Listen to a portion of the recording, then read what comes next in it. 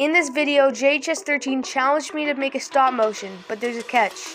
I only had to use my mouth to make the sound effects. And, let's see how it turned out. What? Hey there. Ow! Better. So yeah, that's that. Now here's the real video, but with actual sound effects.